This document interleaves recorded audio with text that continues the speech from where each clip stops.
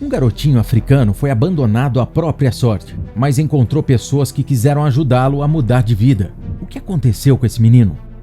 Será que ele continuou a viver nas ruas? Ficou super curioso para acompanhar essa história emocionante? Então já deixe seu like, se inscreva no canal e bora pro vídeo!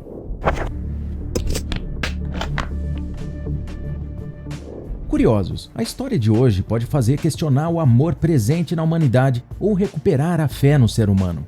Certos locais no continente africano continuam a ter manifestações religiosas com feiticeiros. Alguns deles possuem crenças que podem parecer peculiares e cruéis. Um tempo atrás, esse tema ganhou popularidade entre os diversos tipos de mídias, desde jornais televisivos a sites. A perseguição que algumas pessoas sofrem dentro de locais específicos na África por conta do albinismo. Esse distúrbio genético causa a ausência total ou parcial da melanina, que, diga-se de passagem, é o pigmento responsável pela coloração de nossa pele, pelos e olhos. Por isso, os albinos podem apresentar olhos um tanto avermelhados e isso acaba chamando muita atenção em um local de maioria negra.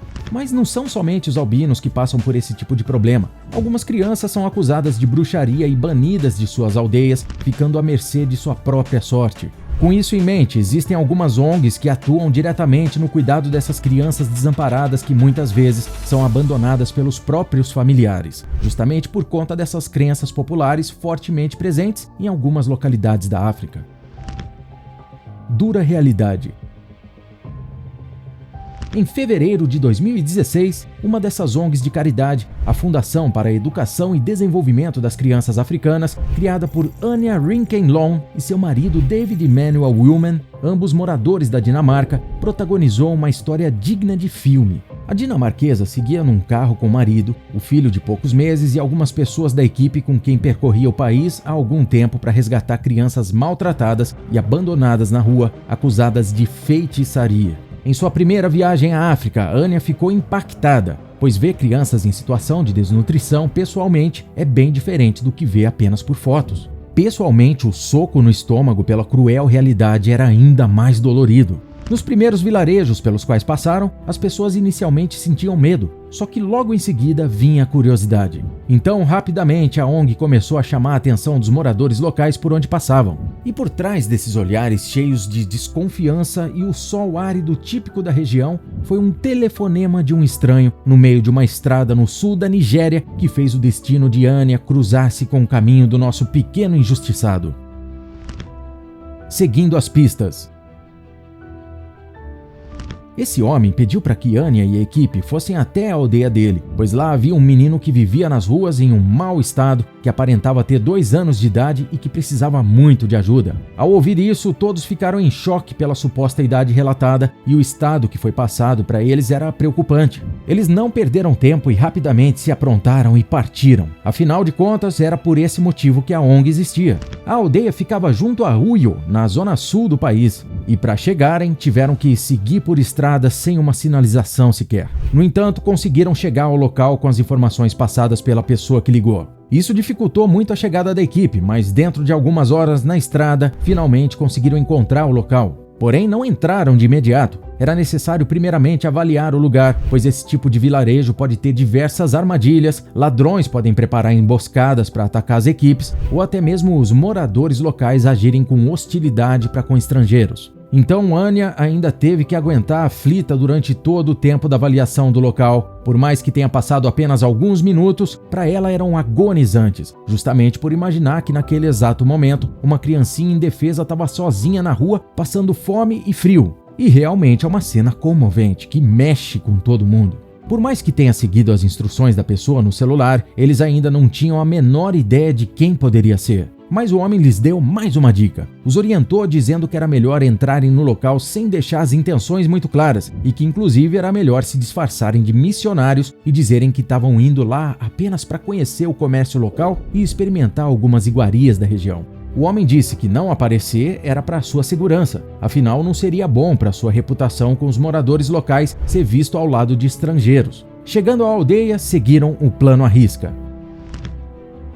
A busca. Eles encontraram um comércio local, apresentaram-se como missionários, fingiram olhar as mercadorias, começaram a conversar com os moradores, ao mesmo tempo que os olhares ansiosos de Anya e do seu marido sondavam discretamente as ruas ao redor. Então David finalmente começou a achar uma criança pequenina, frágil, a pele nua. Era possível ver os contornos dos ossos através da pele, um claro estado de desnutrição. O marido se aproximou devagar de Anya e disse: "O menino está do outro lado da rua, não fique em pânico, mas ele está bastante debilitado pelo que eu tô vendo." Ao ouvir isso, Anya rapidamente se virou e quando viu o estado da criança, seu coração ficou apertado. Quando a mulher o viu pela primeira vez, a sensação que teve foi de correr e o abraçar, tirar ele daquele lugar de vez. Mas para não perder toda a operação de resgate, teve que continuar com o fingimento e para isso precisou buscar forças para se manter firme. Nisso, ela continuou conversando com os vendedores enquanto aos poucos ia se aproximando da criança. Ao chegar perto o suficiente, enquanto era acompanhada por um dos vendedores, segurando a emoção, perguntou a ele quem era a criança. O vendedor apenas virou a cara sem dar muita atenção, dizendo que estava apenas com fome.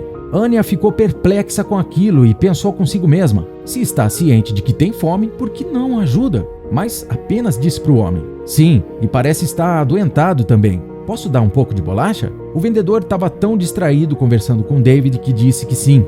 Quando Anya chegou perto dele para dar água e a bolacha, percebeu que aquele pequeno corpinho não iria durar estando naquela situação, já que estava muito fraco. Anya disse ao vendedor que iria levar a criança ao hospital para ver como sua saúde estava e pediu uma manta para o cobrir.